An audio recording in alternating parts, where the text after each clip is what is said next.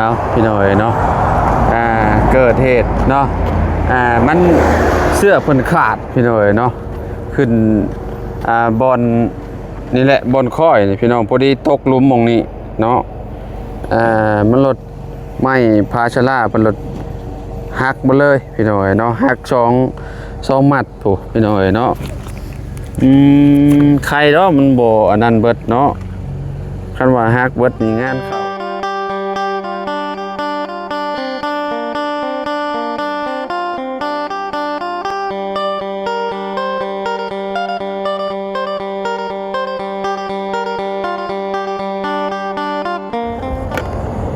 มาสบายดีและสวัสดีเด้อพี่น้อง FC เบิร์สุขูสู่คนบ่ว่าสิอยู่ในและกระต่างประเทศเนาะพี่น้องมาพบพ่อกันเนาะกับเฮาคือเก่าคือเดิมเพิ่มเติมคือมาลัดท่า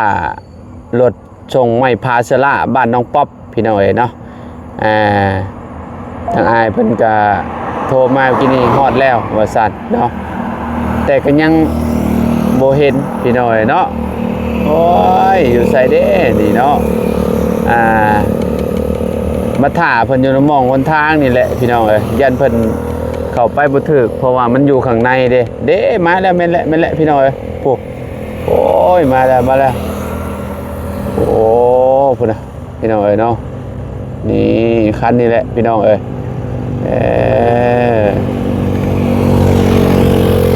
พี่น้องเอ้ยเนาะ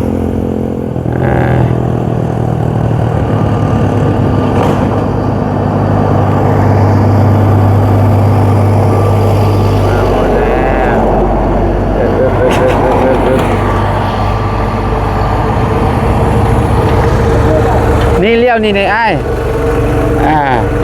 ไปเดี๋ยวตามมันขึ้นไปพี่น้อยเนาะเอาพี่น้อยเนาะเกิดเหตุเนาะมันเสื้อเพิ่นขาดพี่น้อยเนาะขึ้นบอลนี่แหละบอลค่อยนี่พี่น้องพอดีตกหลุมหม่องนี้เนาะมันรถไม่พาชะล่าเป็นรถหักมาเลยพี่น้อยเนาะหักสองมัดผู้พี่น้อยเนาะใครเนาะมันบ่อันนั้นเบิดเนาะคันว่าฮักเบิดนี่งานเข้าแล้วเพิ่นอ๋อนี่บ่ได้ฮักเนาะมาพี่น้อยเนาะมาแล้วเนาะหลังจากที่ไปถ่าเพิ่นอยู่พุทธพี่น้อยเอ้ยโอ้ย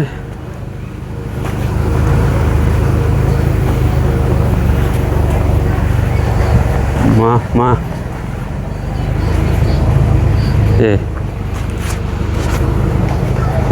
แล้ว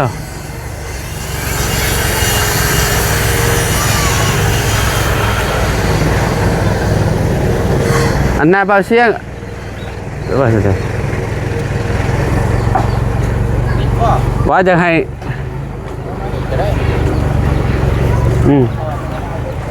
เอามา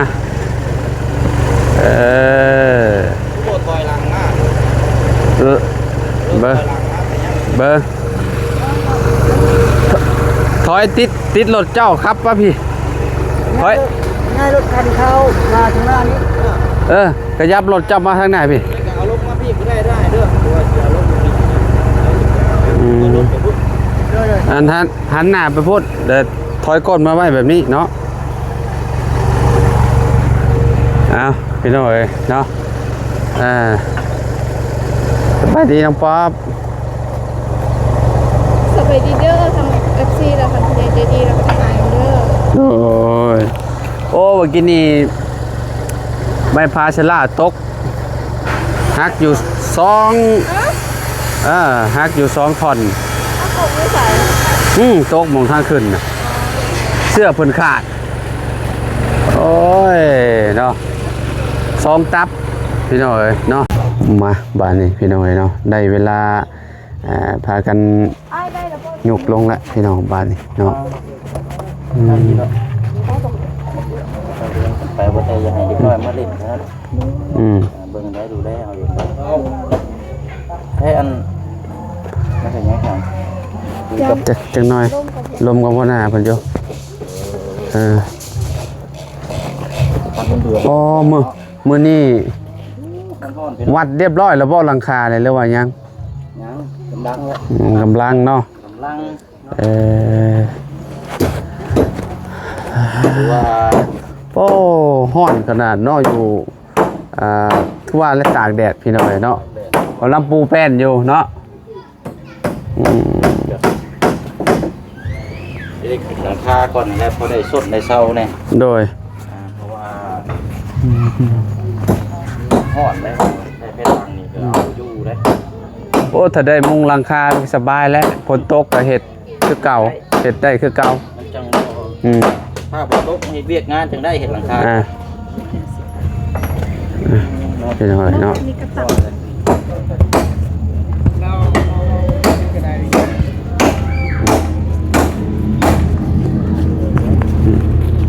อ๋อพี่น้อยเนาะพากันเอาไม้ลงบาทนี่เนาะ เกิดมาใส่อีกตัวหนึงอ่อนเองเนาะ มันอ่อนได้ไม้พาชลาน่ะเวลา เสีย ซั บเลยเนาะ เวลามันตกแล้วมันตกจากที่สูงแล้วมันก็แตกหักเลยแหละ ก็แล้วจับมันยังหัก ฮะ เขาอยู่จังสี่หัน2คนบ่ระวัง แมนนี่พี่น้อยเนาะพี่น้อยเนาะมันตัวใดมันหักกัดส่งคืนลาว คืนแล้ว เสือกอันนี้มันบ่ได้มันนี่มันหลุดจากเสือกอันนี้เลยตับเลยนี่ นี่บ่ มันนี่เสือกอันนี้เพิ่นเสือกเพิ่นหิงเมียนเด้ไม้พาชลามันบ่คืออันไม้แป้นเด้แป้นเฮาเลื่อยจากต้นไม้น่ะ คือมันนักว่าไม้ธรรมชาติ คันว่าถึงนี่แค่คือเขาเฮ็ดแบบทนทานแข็งคือไม้นี่คือสิดีเนาะ แท้ เพิ่มขนาดความแข็งแกร่งขึ้นนะ ก็ยัง แบบ สิร้อยเลยคนยังสินิยมคนยังสิ แบบว่าเวลามันคนถูกคนหยังก็แบบ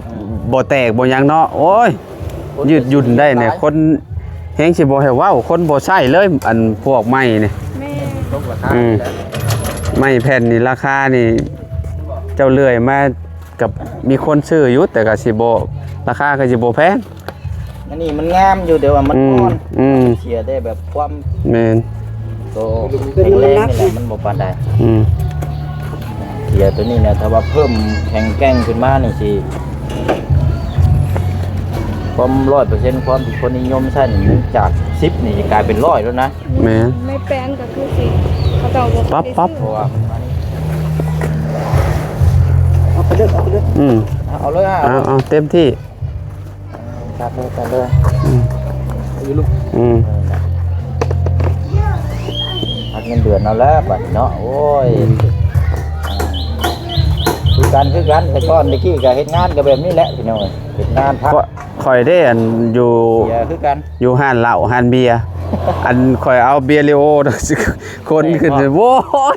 มันขึ้นอันน่ะเด้หลังเต่าน่ะยู่แล้วไปทางหน้าเลย มันขวักมาเลย แมนกระจาดไปทางหน้าโอ้ย ร้อยดิ 5-6 ลังเรียบร้อยเลย เงินเดือนวัด เอ เล อยเงินเดือนหมดเลยพี่น้อย พอกับมาเบิดกินได้เยอะนี่ แมนแตกถิ่มป้อโตเทลงเลือก็เลือหน่อยเดียวบาทนี่พี่น้องเอ้ย อันนี้คือยังว่าคำว่ามันฮักนี่เราจ่ายฮะตอนนั้นเฮายังเอาเมื่อไว้เฮือนไว้ท่าเนาะ แมนเอาเมื่อไว้อันนั้นชุมเจ้าก็ได้ไว้แอมเพื่อนแอมยังก็ได้ มันยังบ่ได้แตกบ่เด้มันมีแต่มันหัก เนาะ แมน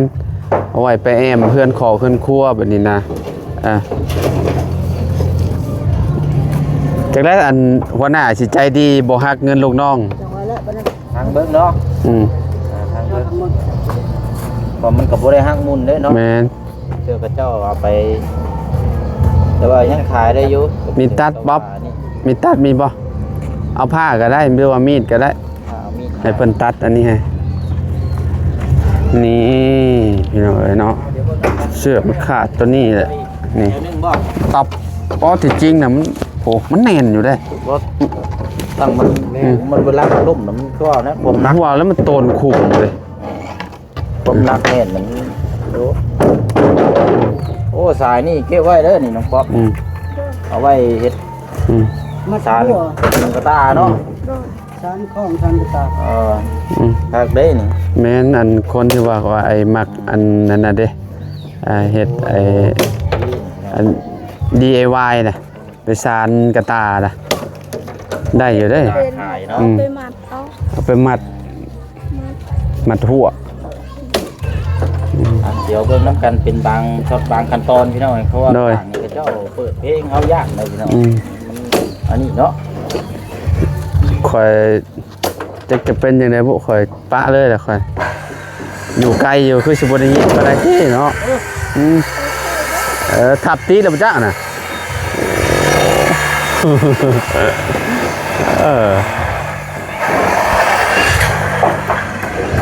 ตั้มรถนี่เรียบร้อยอีกแล้วบ่ บ่เป็นหยังทับขาคนค่อยๆเอาลงแบบนี้ให้มันมัดลงบัดเดียว เอาเนาะ เนาะ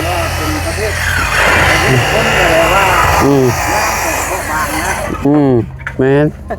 งามแบบ แข็งแกร่งนะแบบว่าง ามแบบเบาบาง ท่าเล็บนะยืนอยู่ชานนะเห็นเจ้าล่ะตัวยากนะบ่ได้ทดได้นี่นะทดแต่ทดแหละทดคนเยอะแต่ว่าทดความแข็งแกร่งบ่ได้ คุณหนูนะนี่สู้หมอนี่บ่ได้แล้วนี่ โอ้นี่คนโดนกันแล้วแน่นั่นน่ะขาดน้ำสนัก ได้อันนี้เบิดนี่ก็คักคือกันได้พี่น้อยเนาะเดี๋ยวมาแล้วจับได้เลยก่อนจะได้ขึ้นราคาอันข้างหน้าพี่ก็จัดตัดใส่ขอบข้างได้รถเนาะแม่นล่ะใส่ขอบข้างเบิดเลยล่ะใช่คุณไล่นั่นเลย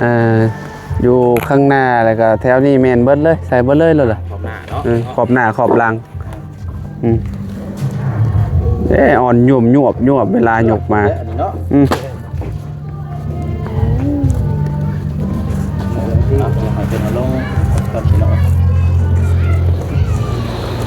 ไปนมัสการมาบ่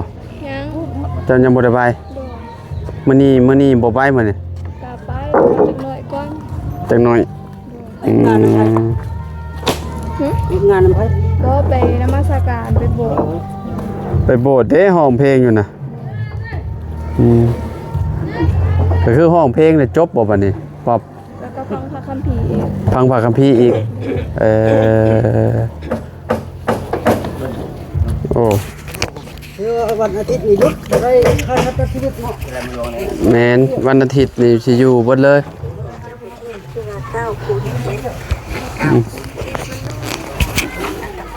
ป้อมื้อนี้คืออ้าวแท้ฮะอ้าวแต่เช้าแท้ เมื่อวานนี้ก็คือกัน เมื่อวานนี่บ่ได้เจอกับน้องป๊อปเลยเมื่อวาน แม่น น้องป๊อป ด้วยทางอายไปลงอยู่เซโปนบ่ แม่นเจ้าลงไปอันบ้านพ่อตู้ปืนเก็บ อ๋อด้วย คุณจักอยู่บ่พ่อตู้ปืนเก็บ เห็นแต่ในคลิป ฮู้อยู่เนาะ ด้วย เราเป็นแบบใด ก็ว่าบ่เป็นคือกันเบิ่งแบบเบิ่งก็เบิ่งแป๊บนึงแล้วก็เลื่อนแล้วก็ไปเบิ่งน้องเจดีนำเพราะว่าบ่ฮู้คือกันบ่ได้เบิ่งน้อยเดียว เบิ่งคร่าวๆด้วยเบิ่งทั้งช่องเบาไล่บ่ จักสองผู้ใดคอยบ่จื้อนำแน่น่ะแต่คอยเบิ่ง แต่ว่าเบิ่ง แม่นเพราะว่ามันขึ้นฟีดดิเข้า YouTube เลยเห็นเนาะด้วยคือสิโอเคได้ใจแล้วบัดนี้เนาะมันปลาฉลาดนี่เนาะแม่นเพราะว่าตรงปกบ่ตรงปกเพราะว่าคอยมักสีนี้เบิ่งจังได๋ก็แบบว่าบ่เบื่อนะสีหลังคาได้เจ้าเลือกได้แหละจะเลือกสีหลังคาแบบยังบ่ฮู้คือการคือสีใดเป็นสีฟ้าบ่จักโอ้สีฟ้าก็ดีคือกันแต่ว่ามันสิตัดดีเด้มันสิตัดกันเด้ด้วยคันว่าสีแบบแดงๆคือน้องเลี้ยงมันผัดจากมันบ่อันนั้นมันสิเข้ากันเลยหั่นน่ะมันสิบ่ตัดปานใดอันนั้นคือแบบน้องเพิ่นมักแบบโซนโตได้อันนั้นก็ได้มักสีหลังคาสีอ่ำๆนิดหน่อยนะหลังคาก็ได้แดงซ้ำอันนี้ อ่าสีม่วงบ้านเฮาห้องเนาะบ้านเฮาห้องสีม่วงบ่ฮะสีตะหมูติ บ่แม่นสีม่วงสีตะหมู สีตะหมูสีตะหมูบ้านเฮาห้องเนาะตะหมูมันสิออกแบบนี้แหละพี่น้อยเนาะสีเปลือกมงคุดเนาะ โดย อ่านดูดิป๊อปอ่านได้อยู่บ่ อ่านบ่เป็น นี่ เขาว่าแนวใด หึ บ่ฮู้อ่านบ่เป็นเขาว่าแนวใด อ่านบ่เป็น โดย อ่านได้แต่ภาษาลาวบ่ บ่เป็นคือกัน ภาษาลาวก็บ่เป็นคือกัน โดย ไม้พา SCG นี่ค่ะโอเค หึ จะเราอ่านเป็นเก่ง กันลากัตตะไคร่ทนนานรายแรกในไทย อันนี้มาแต่ไทยบ่ แม่นเลย อ๋อโดย มาแต่ไทยเลย โดย อันเป็นเล็กช่างซีมาตะเวียด อันนี้เพิ่นชงมาแต่ทางฝั่งไทย อ๋อ ไม้พาสลานี่ กันปวก แม่นกันปวกกัน โควิด ฮะใช่อันนี้ตะไคร่อันนี้ เอาแม่นบ่ แมนอันนี้ทนนาน โดย ต้องป๊อบกันโควิดเราเอามีแต่เพิ่นลงเบิดแล้วก็นับเบิ่งมันเหลือจากตับ โดย เนาะ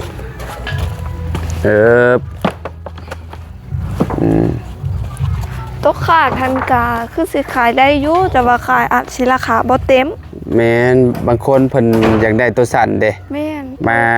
บางทีเพิ่นมาถามหาบางทีเอ่อ เพราะว่าบางคนก็แบบอยาก อยู่ ได้ ใน ใบ ห้าง เดียว ที่เจ้าขายมีบ่มีแบบนี้อยู่บ่ ก็มี ตัวมันแตกมันยัง แตกก็มี เพราะว่าแตกแล้วล่ะบางเทื่อเขาเจ้าก็เฮาก็เอาไปไว้บ่อนหั่นแล้ว แล้วบัดนี้ก็สิราคาหันสิลงแน่แต่ว่าเขาเจ้าสิขายหั่นแบบ ราคาแบบเต็มก็บ่ได้ติ บ่ได้ บ่ได้แล้วมันหักมันแตกมันผูนพัง แม่ น่ะ นแล้วบางคนเขาเจ้าก็ต่ออีกก็ได้เพราะว่าเฮาบ่รู้สิเฮ็ดหยังเด้ แม่น แต่ว่า ต่อราคา แม่นแต่ก็ต้องมีเขาเจ้าเฮ็ดหั่นนะเพราะว่าสิเฮ็ดน้อยบ่เฮ็ดหยังหลายนะเขาเห็นเขาเจ้ามาถามบางเทื่อบ่ได้แตกเขาเจ้าก็ยังมาถามว่าอยากซื้อครึ่งหนึงเขาก็ขายบ่ได้แล้ว แค่นั้นแหละก็ดีกว่าปะซื้อๆเนาะ แม่น ปะละมันก็บ่มีประโยชน์ดอก โดย ไปหน่อย ถึงเขาเจ้าสิบ่ซื้อมันบ่หัวหน้าคอยหันมีบอลเขาเจ้าเลี้ยงไก่เด้ไก่หัวหน้าคอยหลายแฮงเขาเจ้าก็เอาไปเฮ็ดแบบประดับบอลไก่พุ่นแล้ว แบบนั้นแหละดีแหละ โดยพอเขาเจ้าเฮ็ดเบิดแล้วก็งาม เพื่อนเจ้าคือกันนี่สมมุติว่ามันบ่พอมันเหลือเศษมันน่ะเอาไปเฮ็ดข้อไก่ก็ได้เอาไปหรือว่าเอาไปแอมบอนดังฟืนดังไฟก็ได้ แม่น เศษอันที่ว่ามันสั้นๆเอาต่อๆกันเอาปอบ แม่นมันงามเลยพอเฮ็ดอัน งามเลย แต่ไม้อันนี้แบบสีบ่ออกเด้ ชี้บ่ลอกดอก โดยแต่ว่าสีแดงว่าสิจางแน่หน่อยนึงแต่ก็ สีนี่บ่ตาย แม่น สีนี่มันสิอยู่ ทน แม่น มันบ่คือสีอันตัวอื่นสีแบบว่าเป็นพวกออกทะเลบ่น่ะแห้งคักงามแต่ตอนแรกบัดต่อไปแหละมันถึกแดดในแห้งน่ะ แม่นแล้วสีดับ แม่นเริ่มจางลงแหละพี่น้อยเนาะแล้วใกล้สิเบิดแล้วพี่น้อยเนาะ แม่น ยังเหลืออีกประมาณ3ตับเนาะ โอ้ย เดี๋ยวให้น้องป๊อปเพิ่นทดสอบพี่น้องการนับ โดย อืม นับไม้นี่ยังได้อยู่แต่ว่านับไม้เป็นนั่น เป็น100 200แบบเฮาลืมมันบ่ อันนี้มันเป็นตับเด้เฮาอันนับง่ายอยู่ตับละหา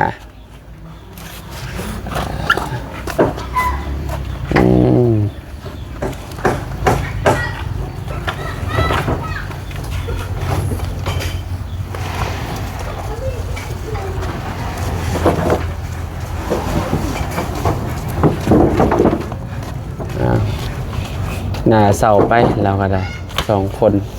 แม่ จักคนหน้าสิหักเงินหรือบ่เราอะบ่หักก็ดีเนาะอ้ายคันว่าเราหักก็คนละ500,000แล้วเลยเนาะคนละ500,000เพราะว่าตับหนึง500,000เด้เฮ็ดงานจักมื้อจะว่า5มื้อบ่แล้วเนาะป๊อบ ก็แม่นแต่บ่ฮู้คือการอยู่ทางเพิ่นนั้น3มื้อบ่จ้ะ จักเพิ่นราคาเท่าใดเอ้ยเพิ่นเงินเดือนมันเท่าใด บ่ฮู้คือกัน เบิดบัดนี้นับมื้อนูป๊อบดังๆเลย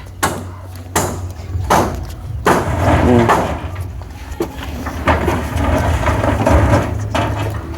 อืม 30 30 โดย 30บอก แม่ ได้ครับเรียบร้อยแล้ว 30 ตับ โดย 30 นี่เด้อ 30คูณ5 150 6 7 8 อืม 9 10 11 12 13 14 15 16 17 18 เพราะว่ามา32 มีจะเอา QR มาให้ 24 25 26 27 28 29 30ถึกแล้ว จากร้านเด้อบัดนี้เนาะ โดย มีตาอีบ่นี่ 150เนาะ โดย โอเค เดี๋ยวอันคอยอันน่ะให้ก่อนแป๊บหนึงเด้อ โดย โทรหาอันหัวหน้าเพิ่นก่อนพี่น้อยเนาะอันหักออกประมาณ10แผ่น แม่น เนาะเพราะว่ามันหักไปเด้มันตก เอาก็เท่ากับได้150แผ่น โดย แรกเขาแจ้งนี่ว่าสิเอา160แต่ว่ามันหัก10แผ่นพี่น้อยก็ได้ลบออกไปและให้ทั้งสร้างเพิ่นเฮ็ดเวียกไปก่อน150 บ่ยากดอกอยู่ใกล้ๆนี่ก็มีคันว่าบ่พอ เอาแถวใกล้นี่ก่อนก็ได้เนาะ โดย เป็น15ล้านเนาะ 15 ล้าน แม่นแน่เนาะ เฮาบ่ฮู้ เอ้าแผ่นละแสนบ่แม่นบ่จัก แม่นเพิ่นเบิ่งนั่นน่ะเบิ่งในรายการน่ะเบิ่งในรายการ นี่ก็16ล้านได้เขาลบเนาะ อืม ก็แม่นแล้ว ก็15ล้าน แม่นแหละ 15ล้านกี่พี่น้อยประมาณเกือบ22,000บาทนี่เนาะลดลงมาเป็นเงินบาทเนาะครับ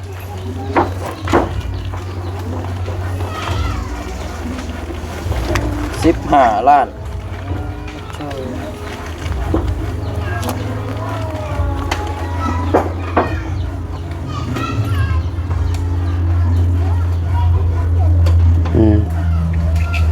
บ่ได้ QR นี่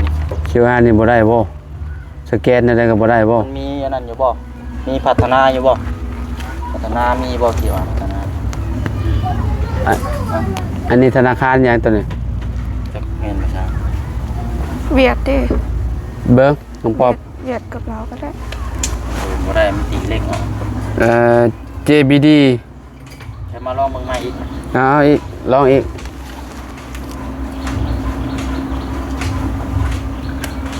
เพื่อสิได้บาท จังมาลองเบิ่งอีกครับ อืม